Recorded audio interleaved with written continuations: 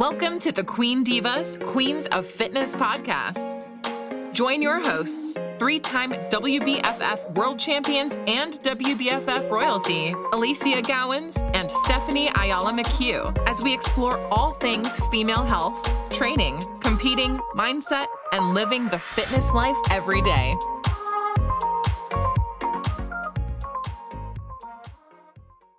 Okay, welcome back, everybody, to the latest edition of Queen Divas podcast with the beautiful Stephanie Ayala McHugh and myself. Hello, everyone. And so is my beautiful Alicia Gowans. I mean, she's always radiating. Right now, she's actually glowing. How far are you, Ali? Let's actually get a We have 9 weeks and 5 days to go, but who's counting? I wanted to know that. Okay, that's so close. I'm so excited. But so good. And then look, we've got the myriad of new. I wouldn't say issues because they're not issues, but the changes in the body happening in the third trimester.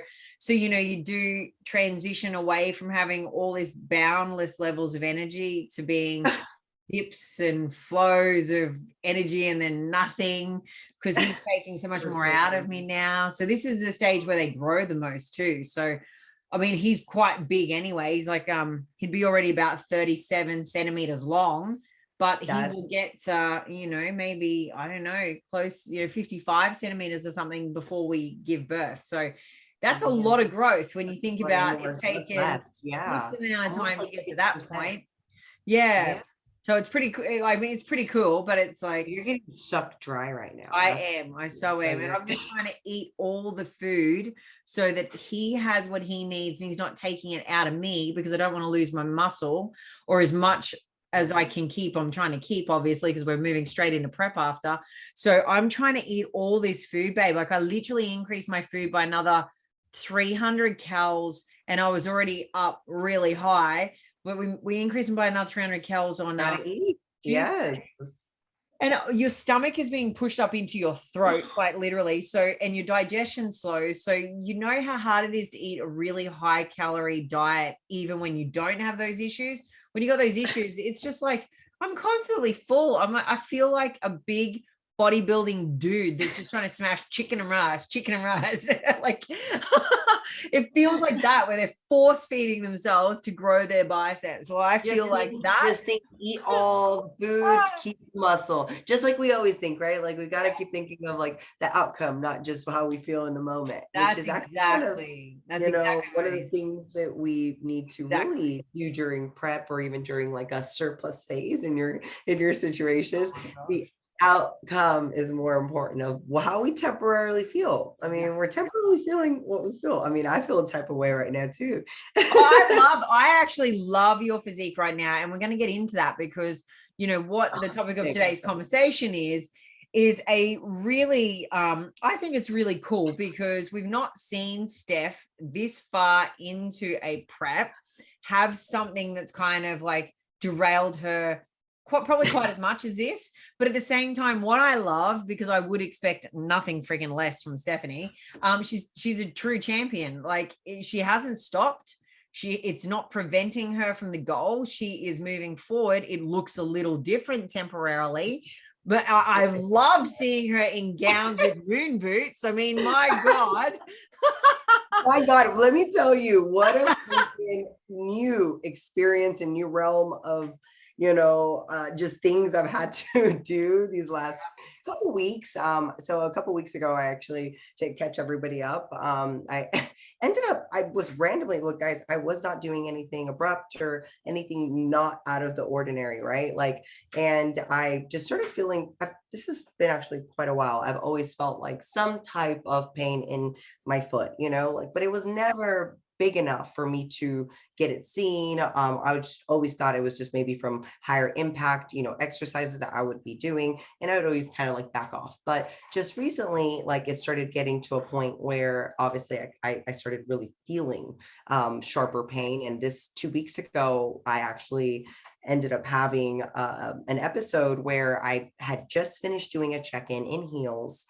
So those women that actually understand wearing heels all the time, because it's actually a very common injury that's called, more of a stress fracture, just from wear and tear, right? Like if you wear heels a lot, not in my situation, it's not like I wore heels that much, but I do wear them, so for long periods of time on top of that. So I then went straight into cardio, just my regular routine at an incline walk, and just imagine my feet are just constantly under that pressure. And this is when I felt that initiation of like, I really was somewhat scared because I thought I had broken my foot, because after, it wasn't during cardio. Actually, I ended up finishing cardio. I felt fine. I went about my day. I went on, with, training some clients. I, did some Skype calls. I did some posing sessions. And then I went straight to the gym to do my workout. This is my normal day. Okay. So I go obviously into the gym.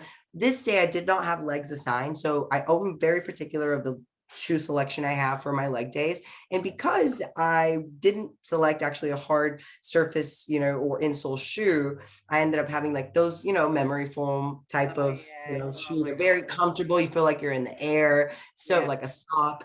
And I ended up wearing that type of shoe just to go do, I remember it was shoulders. So as I'm doing my upper body, I'm about to do like some just light, cardio to finish off. And I just feel this shift in my foot. And you actually feel like it completely, the toe, because it's about like the third or fourth metatarsal that I ended up having the stress at, so it was a big shift, and that shift, you're like, wait, that's like not okay. I go and you sit down. I didn't really think anything. I just get off my feet. The next couple of days, walking starts hurting, like to a point where you can't put pressure. After 2 days in, I'm like, all right, Steph, like you definitely have to be seen. Like, but it's the weekend. So here comes the weekend and I can't see anybody unless I like go to the emergency room. And it's not an emergency like that. And I'm the last person to go to an emergency room unless I'm having like a heart attack. And that wasn't the case. So, or unless I like really, really had a big injury or I was in an accident like that and I didn't feel the need. So I wait all the way till Monday. By the time Monday comes around, I really couldn't walk. I actually had to go get crutches because I couldn't even get from my room, from the office to the kitchen just to do normal day-to-day things. And I'm like, well, I don't want to. Now I'm thinking it's broken. So I'm going to make sure I precaution, everything, just make sure I don't actually injure myself further. So I get in to see the doctor Monday morning. I get some x-rays, get told, obviously, we're good. It's not broken. It's not fully, to a place where you should worry. We need to just kind of, make sure you're not putting all the pressure on your feet. Let's put it in a boot. Because obviously you can't really put pressure on it anyways. I had honestly tore up my Achilles. You should see my calves are on fire. Like it's just from the over use of my right leg now at this point, from like just at the height difference from having the boot on from like the whole time. But I will say, the boot felt so much better as a replacement from the crutches. I was 100%. Your armpits ache, ache, whereas with the moon boot you can actually sort of normally function a bit and you can still get into the gym and do things. Exactly. I felt like it was just a big like good transition. I'm like, please God, I have to leave to this trip. We're going to this Orlando show. This all happened the weekend before. I'm leaving, obviously in like a couple days. I gotta get this figured out, doc. Like you gotta, what is it? It's something I can, because I'll fight through the pain. I was like, can I put heels on? I'm like, can I? You can't. And then he's like, no, really, that's at this point, you just need to let it rest. It's a stress reaction at this point where you just need to let it heal. We'll come back if it's obviously still hurting, it's still causing these issues. And if that is the case, then we obviously have to stay off of it longer. But I'm feeling so good at this point. What's good though is that it happened now. It's not exactly what I close at a stage. And I don't know if you even know that this happened to me. I've talked about this in another podcast interview I think I did ages ago. I trained for my very first show, which was years before I actually finally got on stage. And this is really relevant to what Steph was talking about with being, a common thing. If you're in heels a lot, you got to remember I come from a ballerina background. So I did a lot of point work, on toes, like dance stuff. So I had all of that for many years. And then I went into corporate and I was a full-fledged workaholic in corporate in heels all the time. Now, my very first comp prep was in 2008, I think it was. I got all the way through. I was looking diced. I was ready to go. I was also, though, ironically, training for the Kokoda, which is a 99-kilometer continuous trek, right? So I was doing these 8-hour-long hikes with water packs and packs on my back at the same time as prepping in a deficit. Now, look, knowing everything I know now, I would have timed my Kokoda stuff at a separate time of the year and done this a little smarter. But I got a stress fracture. I got a stress fracture in my foot. It's very similar to what you've got. My foot ballooned up. I couldn't walk. I couldn't put any weight on it. I was nothing about it. Yeah. 4 weeks from stage, and I could not put heels on. I literally was on crutches and in a moon boot. I didn't get to the stage that year. I couldn't do it because it was too close to my show. Yeah, that's like a same perfect storm situation that you just mentioned, right? Like all the things that you just brought up, like the stress that's put on that front of the foot, it is not made for us to be able to put all of our body weight in all of it, obviously multiple, hours. And just for me, it was, I jump a lot. I mean, this is just from my dancing. I sprint. I mean, for me, you see me, Ali, we've trained together. Like it's one of those things that for me, I love it. Like it's agility and fast feet and on your toes. Like that's where my sports background, like growing up doing sports. I mean, that was my jam. Like that's what we would do. And afterwards I would always kind of incorporate into my actual training, similar drills. And obviously the wear and tear has caught up to me. I know a lot of dancers can relate to this, because you too, because of having to be on your toes or having to jumping a lot and having that impact, whether if it's on your heel or your toe. It's not that it's just one toe. It's like literally the forefront of your feet, so that I was starting to put, all my pressure on my back, which is on my Achilles, started just completely having horrible pain. So I couldn't walk at that point. So after that second day, going in the third day, my Achilles was just torn the hell out, to where because I was putting all of it on my back foot, because I knew it was on the forefront of the foot that was having that pressure. So that's when I just knew the crutches were needed. We got that, it was a little temporary solution. And I'm like, God, this is horrible. I commend anyone that has had to be in crutches for like weeks, multiple months. Like I bowed down to you. That was some tough shit. Like my forearms, my wrists were starting to hurt because of how much pressure. I feel like a gymnast. I feel like I'm like literally just holding myself on, a rail, like doing these, obviously dips, chest dips, and like, I just always hate the feeling, like the pain in your underarm. Like it's well, that's why horrible. I was starting to overcompensate in my wrist, because I would just rather just be locked out like a plank, right? Or my wrist. I'm like, no, my armpits hurt. But so anyway, I commend anyone that's either in crutches, has to deal with them, or is just dealing through any injuries. Like it's just, I think, a big realization for all of us when we do get injured, how just gracious and like it is to be able to walk. And I should be so grateful at everything. Like when I got my back injury, just let's say 2 months ago, it was one of those aha moments too for me, that I was like, shit, I can't really do a lot. But now the foot, like you can't walk to the kitchen. I mean, that really can't go get your food, Steph. I can't go get my food or go to the bathroom. I mean, when I was in the middle of the night searching for a crutch to go to the bathroom to pee, I was just that's one of the moments that I'm like, I honestly wanted to break down. That was for sure one of those moments. But that's when you honestly come to the realization too, that I'm like, am I going to use this as a victimology, right? Like type of story? Am I going to sit here and feel sorry for myself? There's so many worse scenarios for other people that literally have lost a leg or have just been able to, obviously say I'm not paralyzed and I'm able to slowly pick myself back up through, this ability to walk. Like I should be very, very, grateful that I'm still not with a broken foot. I'm going to recover. So it's like switching the story. Stop trying to tell myself like this is something that's going to stop me. If anything, it's a challenge that we have to overcome, and it's going to be different. I'm more excited about knowing I'm going to become better just as a coach, as a competitor, to be able to learn from this whole experience, because I'm taking it as a new experience. I know this prep is going to be completely different from every other prep I've ever had, because I've never had this many injuries leading into any prep, number one.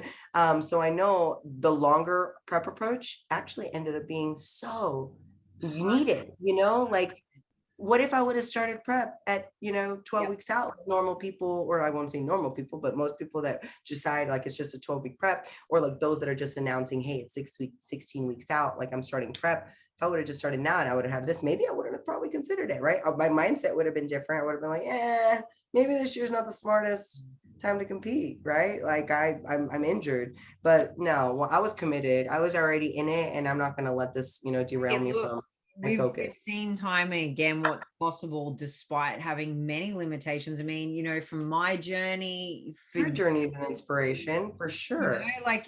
I'm just a massive believer that no matter what it is that's going on, if you've got the right specialist team, right advice, and the right mindset, you can set yourself up for even better success. And I love what you said about the fact that it changes the scope of the journey.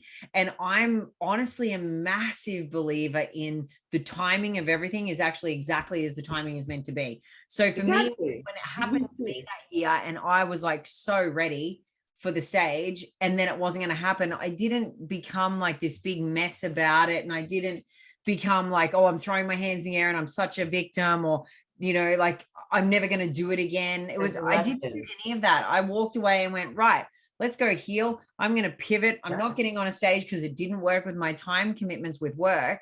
Again, your body told you no. On top of that, we had to learn something about this whole situation, right? Like you do.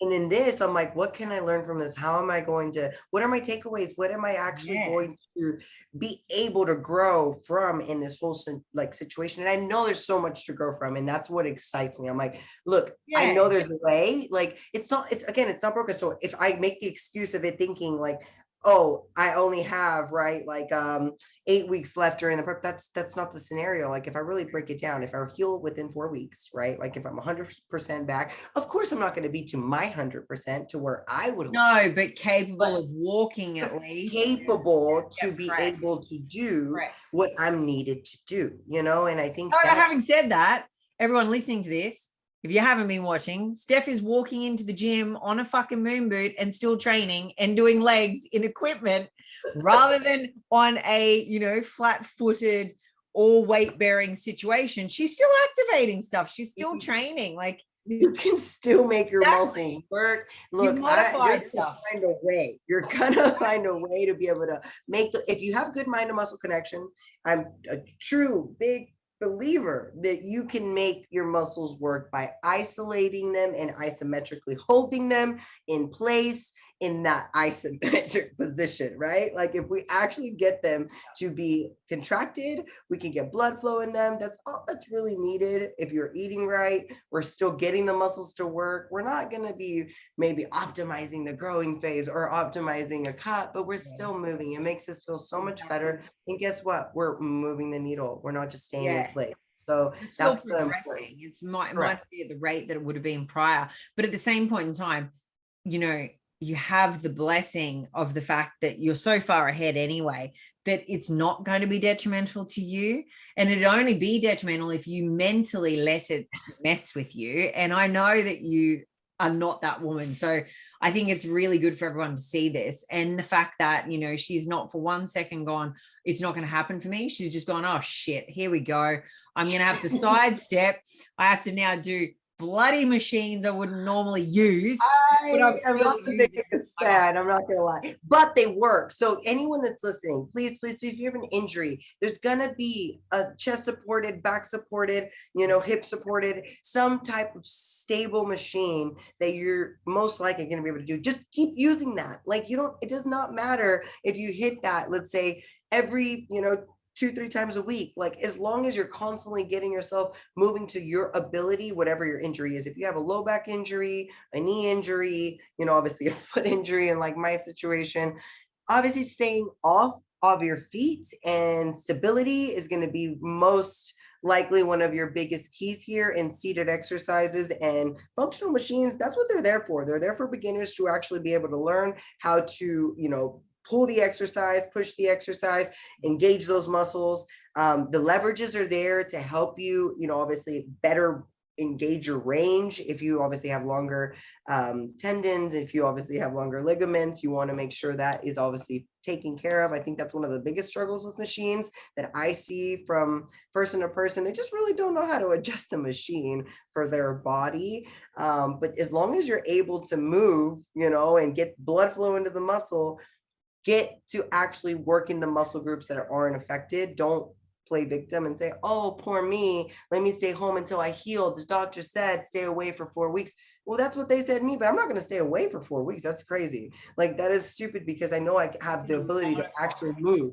Yeah, absolutely. They're not the trainers here. You can go to your coach, you can go to your trainer, you can actually tell them, this is my injury. If they can't work around an injury, they're probably not a good specialized coach, I'll be honest, because you can really work around most injuries unless you just cannot, and I mean this, cannot do, let's say, for example, like walking, I think is pretty big, but I even see my wheelchair people like in the gym, we could do upper body. But there's certain limitations, I think, like spine, or like Allie's particular injury when her back was broken, like that's like real. You cannot really do much until you get cleared. But unless you have a severe accident, like a car accident or a back break, you're gonna be able to work around it, guys. Like, don't, the shoulder injury, I mean, come on, I know, I get it. Shoulders are a big, important part of your journey, but is it really that big for you to stop training everything? Like, no. Absolutely everything, your one shoulder, or your maybe like left trap. Like, I'm just being honest, like that just makes no sense to me. You can work around it, you know? So for me, it's a challenge, and I'm here for it. Injuries are so common, and, you know, it's something that can happen from overload. It's something that can happen from a completely new stimulus where it's just, you know, completely foreign to the body. If you've got, you know, dominance that is undetected, and there's, you know, imbalances or structural, you know, deficiencies, then there's all these things that can have compounding effect that lead to an injury. So injuries are, you know, the thing that as a coach, you always try to prevent them, sure, but you don't ever believe for a second that they're not going to happen, or that it's not a, you know, not a potential likelihood, because it is. And all the best of the best that I know have had some pretty bloody major ones, right? And it's literally how you mentally, you know, like prep yourself once you've been diagnosed or it's happened. And I think, you know, the key take home is, rather than thinking about all the things you can't do, you start looking at what you can do. What is accessible to me? What can I, you know, what can I achieve? What is my goal or my objective? And in, you know, Steph's case, it's stage. Well, okay, what are the areas I need to focus on for that? And she'll have her checklist. And then it's like, okay, well, great. I can't weight bear. I can't, you know, plyometric. I can't Metcon train, but I can, though, keep everything activated, firing, recruited. I can still elicit hypertrophy. I can still maintain my muscle mass if I'm going to start the deficit now, or I can be potentially recombing if I stay close to maintenance right now while I'm healing. You know, she has these opportunities there, and it's not a case of, hey, busted myself, I'm checked out. She's like straight away going, fuck, moon boots are really inconvenient, but oh well, I'm gonna make it look fashionable. It doesn't match my clothes, goddammit. Like, it fucked up my whole wardrobe at the whole show. I was so upset. Ali, like, this is what messed me up mentally for a couple hours. I was really, really mad at the aspect that I like had everything set up and I felt so organized. I felt so like good about all my outfits and everything I had put together. And here comes the stupid injury messing up my outfits. I was livid while I was packing. It just kind of like got reminded to me because I got over it, and then I started packing, and it just kind of like refueled the whole fire of being mad at the boot again. And I was like, but then you don't have the crutches, so I just keep reminding myself like that at least the boot. Yeah, crutches would be way worse fashion faux pas. Don't worry about the boot. For as much walking you have to do like inside those hotels and like just at the events, so the boot was a savior, you know, for that whole time. But I look forward to, you know, obviously making this whole thing an actual story for people to look at, you know, and a testimony for people to, you know, think of as, you know, overcoming any injury. Like, I went through the back injury that I felt like mentally that one truly almost took me out from the prep, because I felt like I'm not going to be able to squat. I'm not going to be able to deadlift. Like, these are the bigger things that I need to do during prep. Hey, I could have given you a laundry list of the alternatives that could still get look, to get the crowd. I know. And see, that's the negative voice. And that's kind of what I'm getting at. Like, we're always going to have that negative voice that tells us what we can't do. And you said it beautifully. We have to focus on what we can do. And Hey, there's babe, so much we can do. I just thought about this randomly, but have you thought about the electromagnetic, like getting your actual the new the new whatever it's called. Yeah, I know what you're talking about.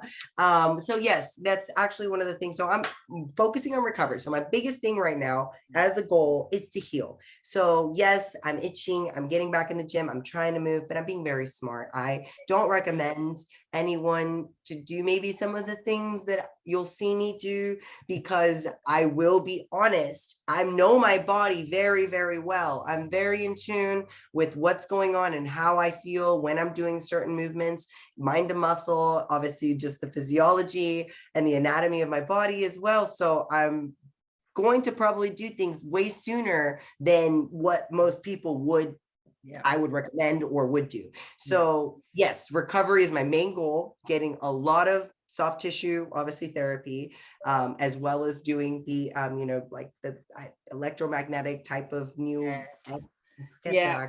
I've got the kit at home, and I used to use it when I was through periods where I just couldn't load. I would use them literally just as impulses to actually fire the muscle. So, being able to sit and have it on your quads, or sit or lay down and have it on your hamstrings while you're working. Like, I legitimately used to do that. I lay on the floor and have it all across my hamstrings and my glutes. Yeah, so it's going to help us obviously cell regenerate, and obviously make sure that the healing process speeds up a bit. I am going to start trying to actually get seen more frequently from my physio. So all of that's going to help making sure that I do lead a very, very healthy recovery, and then start being able to see how much I can weight bear here in these next, obviously, few days, because I feel so much better actually walking. Before it was painful to actually walk, and now it's at the point where I'm not having pain walking. So hopefully it is more of just the reaction that I'm having rather than the actual, full on fracture. So that's kind of still like mine was a full fracture, and I literally was out of action and when I say out of action, I was like you, I was still at the gym, I was going in my moon boot, I was just modifying what I was doing. But as in, I couldn't do my hiking, I couldn't do for sure for 12 weeks. And even then I had to go to a smaller heel, and I only wore them when I had to go into a meeting, but I would have my slides in my handbag and I'd swap them right before I walked into the meeting. And then you'd sit down, so you didn't have to be on your feet for too long. One other thing that I noticed for me personally too was I did notice when you talked about the shift in the foot, 100% you feel that. I did notice that one never felt quite as stable as the other for a couple of years. It took a couple of years. And also what I also found was my stability for gripping and yielding in squats was compromised for a little bit. And also I noticed it in my lunges. So when I was doing lunging. It's so funny. Oh my God, you said all of that. I noticed it today. I noticed that same exact thing today when I was doing even just a simple stability movement. Just trying to test it. I'm like, shit, like I could feel the shift. Like, and and you can just feel that imbalance even more from the actual toe section, right? Like just right the top of the foot. And it's crazy because your body so well when you feel these small little things. Like, again, you're in tune with yourself, and anyone that knows you're already at verge of, obviously having some of any of these symptoms, like you need to stay off and away from the things that causing it. Like for me, it was the jumping and the dancing and the plyometrics and obviously the actual so much jumping. I mean jumping a lot, but I mean also actual. For anyone listening that doesn't know, Steph is really big in plyometrics and Metcon style training. So she does a lot of this. It's like 100% years wear and tear. I do a lot of sprints. I do I would run my Brutus, my dog, and he just freaking tears me apart, and we just sprint our asses off. So it's just a constant. I mean, again, just impact on my foot. And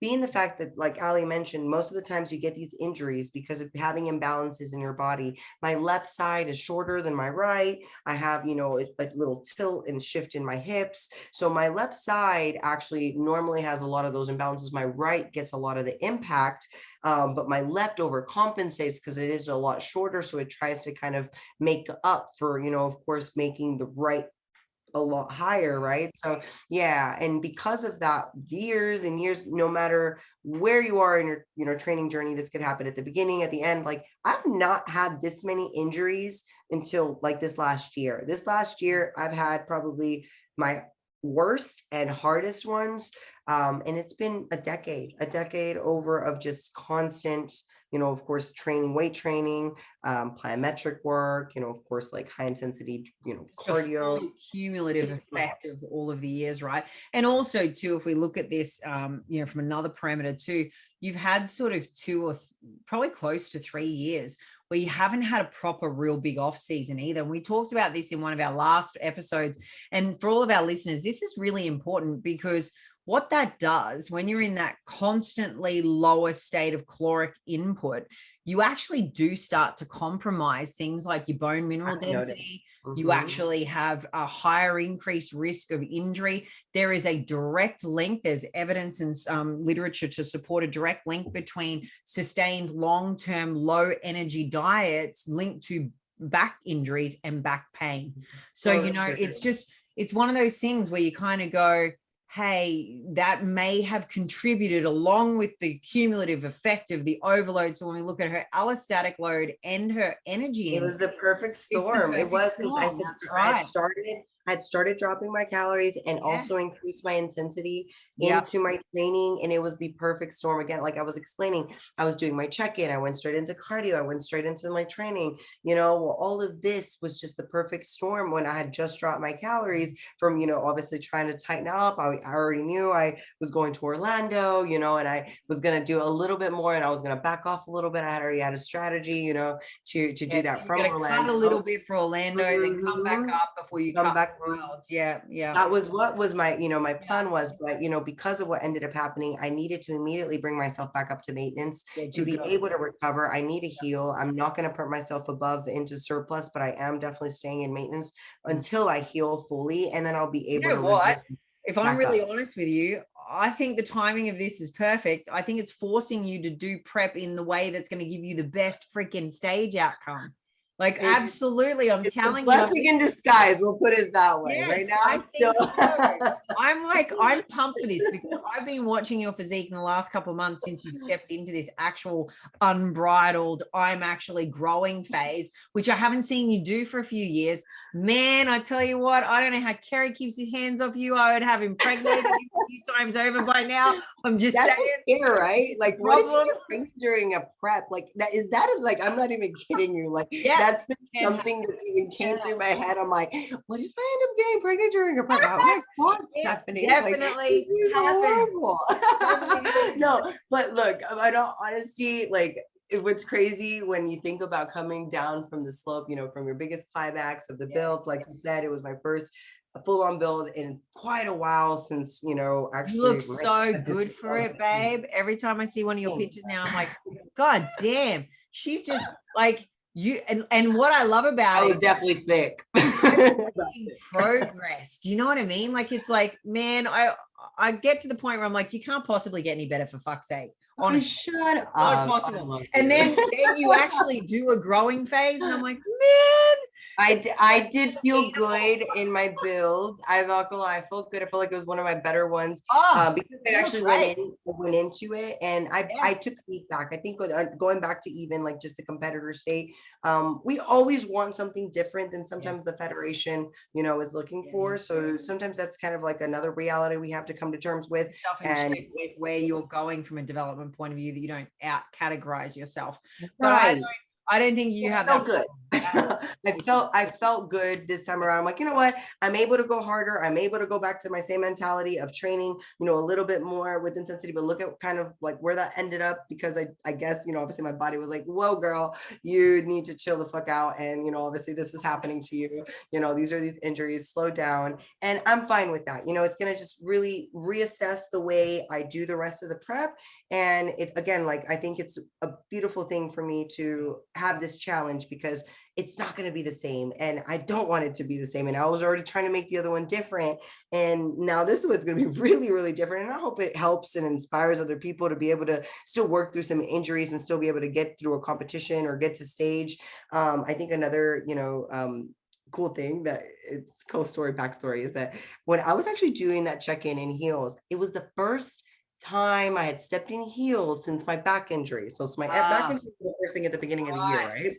So it was my first, and I didn't think anything about it. So guys, you should be very proud, because I did release my new YouTube channel, and it was it was actually for the freaking YouTube. I was trying to record for you guys a check-in, stupid damn check-in. Like, I was trying to get in these damn heels to just show you guys a physique check-in and get, you know, obviously document it, because I'm like, oh shit, I never document anything. I forget all the damn time, you know? So I was just trying to, you know, be a good girl and remember. And I was like, okay, prop up the camera real quick. And, you know, like when you bend over constantly, like on your toes, and you're, you know, kind of setting things up or grabbing something off the floor, but you don't want to fully get on the floor, right? I do that too constant. I do that too much. Like, that's another thing when you overanalyze, how did I get this injury? Like, what the hell? You know, I do that constantly. And I did that. I had just put on the heels. I hadn't actually put them on, like I said, in a couple months. And I do that same position to set up the camera, because I thought the angle was wrong. And I literally get back up. I go back into posing. I like strut. And again, this is all like my memory of how this all happened. And I ended up, you know, obviously taking the heels off. I thought, okay, I checked in for this, you know, thing, whatever. I go straight on to my day. And I literally realized, you know, afterwards, I'm like, it was the stupid check-in in the heels that actually did the extra impact. Yes, that completely capped it off. It really was. And like me being on my tippy toes and all of that, like, you know, trying to set up the camera. And so anyway, I look forward to sharing, I guess, maybe this check-in video with you guys. It will be, I guess, a 18-week out, I believe. Check-in, obviously we're further away now, but look, I couldn't do any of the editing. Be a little gracious on maybe getting how often I get y'all videos, but it's released, okay? It's out, so I do appreciate y'all support, y'all going. I feel like my New Year's resolution of getting it out and going at least got out there. So I hope to be able to share most of the prep there. That's kind of what I'm getting at, is like this journey. I will try to, you know, get better at that whole vlogging. It's weird, guys. All you vloggers out there, if you have any tips, please send them, because I just forget. Like, I go through these periods where I'm real good and I capture a lot of stuff and I'm talking on my stories. You're good, Ali. You do good at talking to the camera. I'm like, I'm hit and miss, babe. Like, with pregnancy, it's made it even harder. Like, before I was a lot more consistent with it. Pregnancy just gives you this whole different dimension. And then I'll just be, well, I don't have the excuse of being pregnant. And I said to you too, we talked about this in another episode, I'm so focused in the present moment now, more so in the last year and a half than I've ever been in my whole life. And I love this new me. I love this new present state. And when you're in that state, you fucking forget. Like, you're like, oh my God, I didn't. Is that why? Are you giving me my excuse? Because I sort of got, I love being in the present. I hate being on social media. I'm all about just being in the moment. So I guess we're both the same. It really is. It really is. And I think, you know, look, I too am going to be more diligently focused on covering my whole prep once Bub's out and we actually are healing. So I'm going to cover like, and I'm nervous about it because it's going to be like my, you know, physical work. You should not be nervous. You had a broken back. I mean, it came back from that. So look, your baby's not breaking your back. You're just going to have to, you know, birth them and obviously get, the journey. I think the mental, and everyone that's listening, it's about showcase. It's about the way you look at it. It's your journey itself. It's how we grow mentally and internally. We gain a lot of self-confidence along the way, because no matter if you're coming out of a pregnancy, you're coming out of an injury, you're going on to stage, you have to take a moment and really, really, really realize that it's about the journey. It's not about the placing. It's not about the outcome. Definitely. It is not. And especially for those that just came off stage and you're looking, obviously thinking of what did you do wrong? It's not about what you did wrong. You have to think of everything you did right. Look at everything you absolutely did right, and how can you get better at those things, because it's literally about the journey itself. And for me, that's what I think the most excited about. And I know that's why you're scared a little bit. You're like, oh, I'm a little scared, I'm a little fearful. So am I. I'm a little scared. There's some moments that I'm like, shit, am I actually going to be able to get leaner? Absolutely. I can fucking diet. I'm like, I can get gruesomely down and I'll be fine, but am I going to like it? Hell no, I'm not going to like it. I'm going to be pissed, but it's fine. Like that's just an excuse. It's going to be an excuse of, can I do it or can I not do it? Let's just prove it. Right. I think with me, the nerves are more that it's a completely, new state. I've never had a C-section before. I am coming from a completely different starting point, that, there's a myriad of very different challenges that I'll face. But me, I'm a dog with a bone, let me at it. But what I do think too, and this is some really cool and really interesting research that I've been head down, bum up in more recently, and it's looking at what actually drives success more. And it's it's all neuroscience, and it's basically working on the way that the brain functions. And the things that actually elicit greater success responses, it would surprise you, is not when you envision yourself being successful and perfect in the delivery of the success. It's actually when you allow yourself to acknowledge your fear states. So when you allow yourself to go, hey, I'm nervous about this. I'm afraid. Well, you have to acknowledge it. I agree. Exactly. I've always acknowledged that I'm about to puke before I go on stage. Yeah. Like people think it's weird that I'm like, no, I feel bad too, guys. Like I feel horrible right now. Like I just don't think about it. I always think before I get on stage, for the love of God, Alicia, don't fall on your face, woman. Like I actually have those moments. Yeah, so you have to acknowledge that, like that nausea or that anxiety or the nerves. I mean, it's normal. It's actually the exhilarating part, honestly. And the other part is knowing and considering, okay, what's the worst that's going to happen if I don't get the outcome I want to? So it's actually sitting in that, right? Yeah. Like, so it was super fascinating. And the more I've looked into it and gone deeper into it, the more I'm actually embracing the sharing of the journey and the fears that I have around some of that exposure and public sharing, because I think it's actually going to give me my best result. That's my struggle, honestly. I think where you just nailed, it's probably my biggest struggle is the fact that I hate, I think negativity. And for me, I feel like fear sometimes comes off as negativity. And I think my association between the two is actually what's kind of allowed me to not let myself be, open about the fears. I think because I'm always thinking like, oh, you don't want to come across as someone who's being. I don't want to be sad story going, damn, that girl is just like, just sad about, or not sad, but she's kind of, I don't know. I don't know. Maybe I'm. You don't want to ever come across like a victim with things, right? So I think that was just something super interesting, and it was something that I took away and went, okay, cool. Like I analyzed the way I had viewed things in previous wins, and if I'm honest with you, a big driver for me was the fact that I did not want to fail because of my limitations. I wanted to use my limitations as the reason for success, and so I think part of that was being vulnerable and working through fear. And now it's just in a slightly different way now, but I'm aware of it, and I'm allowing myself to think about those things. That's amazing. I'm leveraging it. So Christos and I have conversations about it now, because that was one of the other things that came out of the data, was that when you're actually verbalizing it, it brings much more power and fruition to the attainment of the goal. So I was like, fuck yeah, there's something in this. So before, where I would have the conversations internally with myself, I'm now actually having them with Christos, and we're talking openly about it. And, you know, he's a really great sounding board, because he's like, man, you can do everything and anything. Like, I have no doubt about your abilities. Is so needed though. And like, can I say, like, you touching on that note, I think it's really important that yes, we touch on our fears, we, you know, put them out, we're vulnerable about them, right? And I think that vulnerability is very powerful.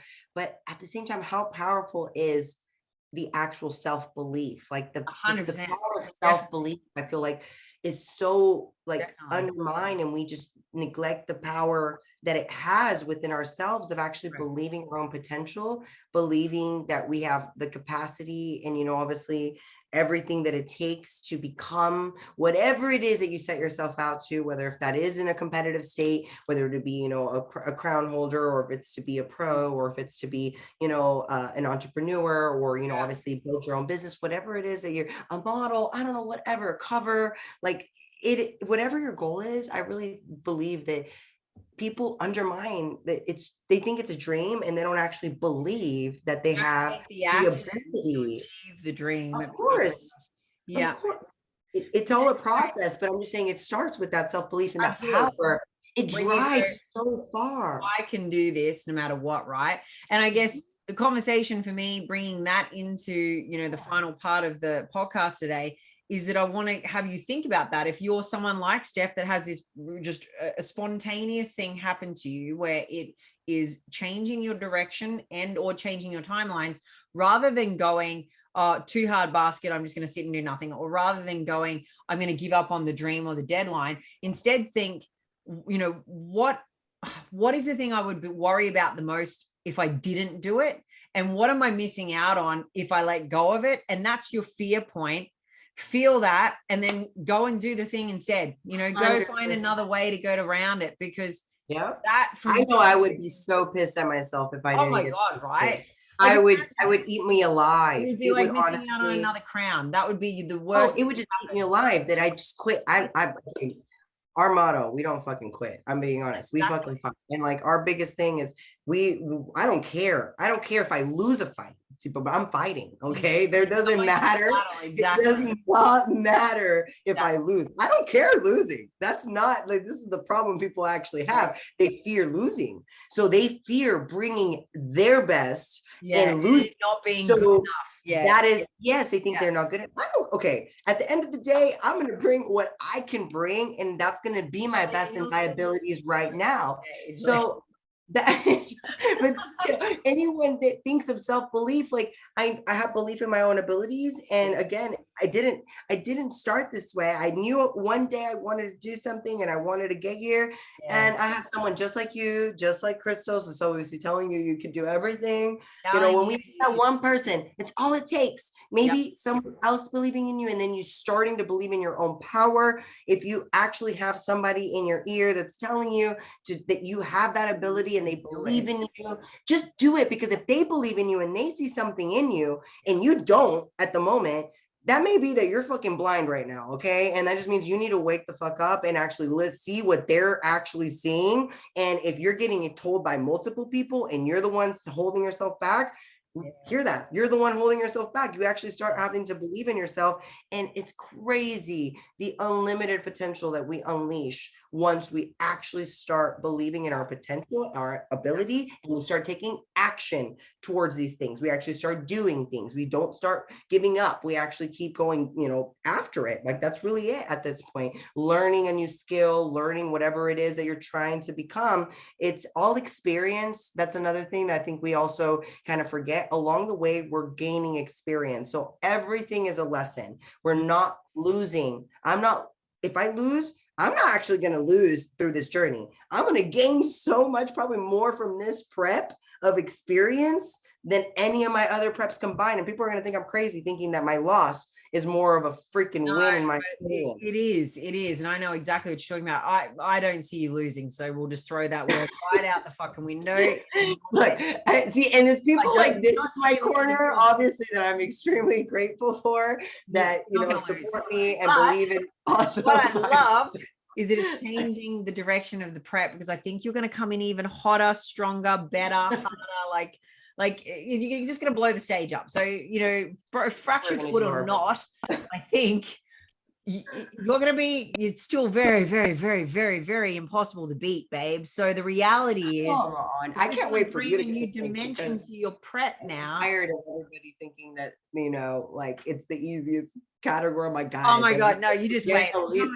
I'm coming back to show everyone.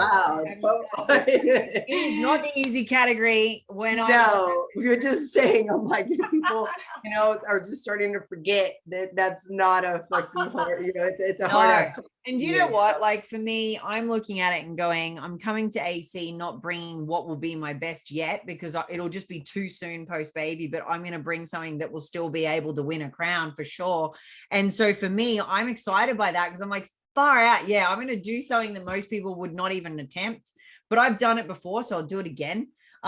And I'm going to hit that AC stage. And it was my very first stage with my very first crown win. So I want to win it again. It's special. And then I want to go away and I want to actually bring my absolute best physique so far to the world stage next year. So that's the goal, right? Yes. And for me, I think being able to do it and show people that I can do it post the IVF process for a year, post, all of the crazy COVID lockdowns, post birth, no excuses. You know what I mean? Like it won't have been easy and it's not going to be easy. I think it's going to be very challenging, but I'm up for it. And I want to bring it to be able to go, no, you know what? Don't believe that this category should be anything less than an open level physique. Absolutely. And that's exactly what I believe. That's honestly what I truly believe this category has.